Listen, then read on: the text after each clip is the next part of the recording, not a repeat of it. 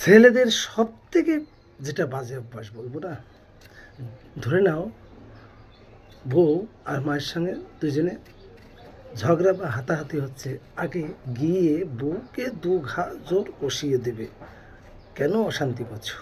কিন্তু অশান্তির কারণ তো একা নয়। এই আবার যদি মায়ের সাপোর্ট না করে, সঙ্গে সঙ্গে মা বলে ফেলবে, হ্যাঁ আমি এখন তো পর, এখন বউই তো সব। এই কথাগুলোর ভয়তে আজকে মায়ের সাপোর্ট করতে হয়। কিন্তু এইভাবে সমানভাবে যদি ছেলেরা দেখতো যে মায়ের ভুল না বউয়ের ভুল, তাহলে হয়তো প্রত্যেকটা সন্তান এইভাবে অশান্তি হতো না। আর যদি কোনো রকম শরীর খারাপ হয়ে বউ বাবার বাড়ি চলে যায়, ছেলেরা সব কিছু করে খেতে পারবে, মায়ের সঙ্গে সঙ্গে সব করবে, কিন্তু বউ থাকতে এক গ্লাস জল ভরেও খাবে না। কি বন্ধুরা, কথাটা সত্যি বললাম তো?